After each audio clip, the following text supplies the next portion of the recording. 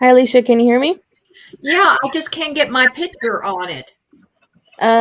You had it on a second ago. Oh yeah. Okay, I see. All I see is yoga. On the bottom, put start cam. Okay, and yeah, that's what I'm hitting. But And now you're on. Nope. Go back. Okay. Go back and put start cam, but only click it once. Right there. Now you're on. We can see you. Oh, there it is. Okay, I'm gonna remove myself. Okay, got it. I think.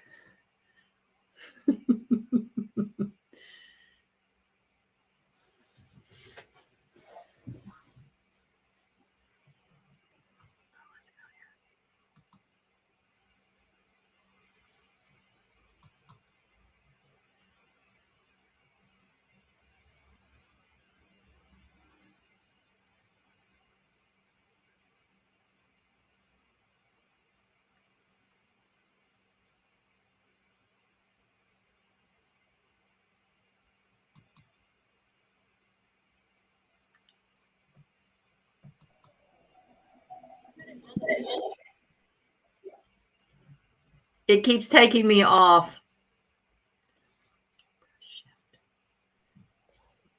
Alicia, you're on and you're live, so you're good to go. Okay, I just can't see myself. And you hear me? Okay, whatever. Hi, it's Alicia Marcus Birong from Guided Choices and Chatter Girls. Little technical difficulties today, so we're a little late on our talk. But today we're going to talk about mindfulness. And mindfulness is a really important thing to talk about, mainly, especially for us as adults, but also us as for our children. So, what is mindfulness?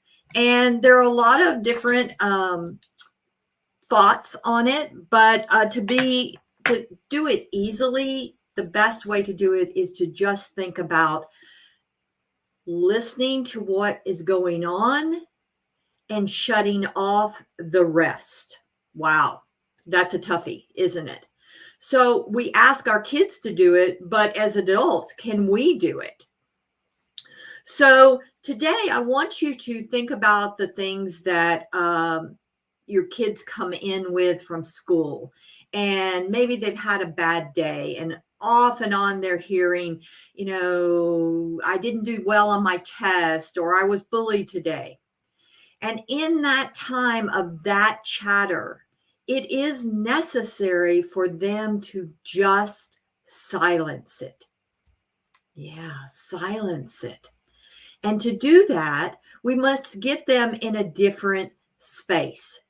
So, to begin with, the first thing is to help them find a comfortable space. And you can do this with them as a parent, or you can just do the instructions that I'm giving you. One of the things is I'm going to have a blog coming out on our website and on our Facebook page in the next couple of days with these directions and also some insights into mindfulness. So as you find a comfortable space, you can add music if you want. That helps them a lot too. But have them just think of something that is positive for them, something that feels comfortable for them. And with that, you're just going to allow them to focus on that thought. It might be something, might be a place that's comfortable. It might be a place that's comfortable that might have been a vacation, or it might be their room, their image of their room. Sometimes kids also find it easier and more comfortable to think about somebody who's special in their life, like a grandmother or a relative. And sometimes they can even imagine angels, of just focusing on someone who's been in their life who might not be there, but to be connected with them because that person represents safety for them. So, as they do that, let them think about how that person makes them feel. And the focus is just thinking on how they feel when they're in that space. Nothing else, just how they feel. And, as they think about that, how they can look at that perspective of, if I feel this way when I think about this, how do I allow my mind to go back there when something isn't going well and I'm hearing chatter? I do the 1, 2, 3 heart experience. And that is, as they think about the thing that makes them feel good, whether it's their space or that person, and they really imagine that, we do a 1, 2, 3, and they touch their heart. And when they touch their heart, they actually put that into their mind of knowing that when they touch their heart, that feeling can come back. And that is connecting with their mind and giving them mindfulness. For some children who are younger, sometimes mindfulness is a little more difficult, or it might be easier, but a lot of times, sometimes they don't know how to get them in that space.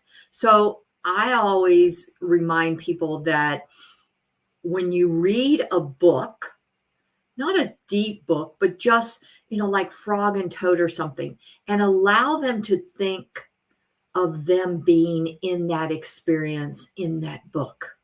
So they're giving themselves that opportunity for that mindfulness experience. And just let them sit in that for a few moments and allow them to just not experience any of the other chatter that's going on, but just that bringing in of their breath and that experience of something good. We all need that. If we've had a bad day, we need it. And working on mindfulness doesn't have to be intense. It can be done slowly in a matter of minutes. Start with, 5 minutes and move up to 15 or whatever it is. Start with doing it with your child and then allowing them to start developing it for themselves. We want to give our children tools, and tools of mindfulness are so important.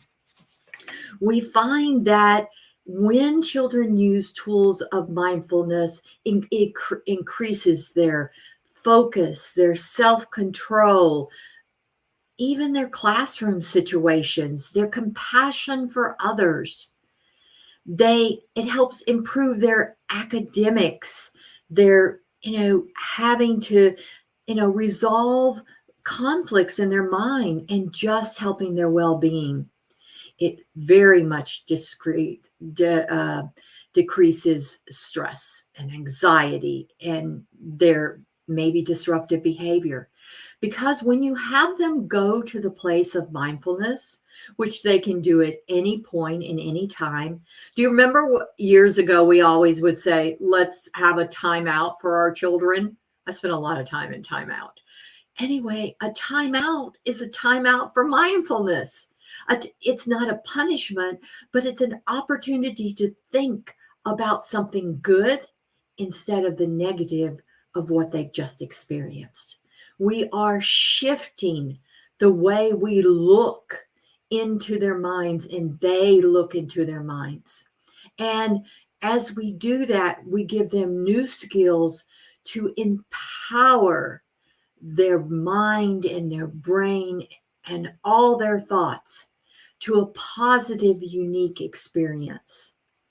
Wow, that's pretty cool for a kid, isn't it? And we can do it for every kid, whether they're 5 years old, they're 10, they're 15, they're 25. All of us can use mindfulness. A lot of times we used to give different names to mindfulness. So be aware. I use the word hypnosis because a lot of the mindfulness work I do is the hypnosis work I do is mindfulness. It's a different description of it. Because it's focused on an issue. We use mindfulness in visualizations. You're visualizing something different. So sometimes mindfulness has different words and names, and I'm really glad that we've shifted some of the words so that we've seen a lot of acceptance. We're seeing that kids who use mindfulness are having a 70% difference in their life when it comes to their anxiety, their depression, their disruptiveness, their academics. So we know that it works. Why not use something that works for a child, for an adult, and give them that tool to help them? We need to shut off the world. Our experiences in the past couple of years through COVID, it's been difficult to figure out what tools are working. But I do know that mindfulness techniques work for children. So first, once again, have them sit with maybe some background music to just get comfortable. Allow their minds to look at and visualize and think about something that makes them feel good, or even a person that makes them feel good, and connect with that feeling. And then allow themselves to just hold on to it by anchoring it and touching their heart. This technique is successful. It's being used all across the world, but it's something that we need to remember as parents. That's something that we can help. At She Rises, we're coming out with our new book, and we're talking about moms, and moms are so special in children's lives, and what we learn from them and what they learn from us is so important.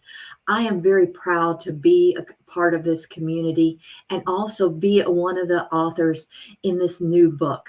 It's exciting. It allows me to share with you what I learned as a mom and the tools that I use and I have learned from my children and others to be able to make this a better world, an easier world. Because moms, you got everything going on. And if you're an entrepreneur, you're balancing. So take care of your balance in using mindfulness. Help you take care of your child's balance in mindfulness.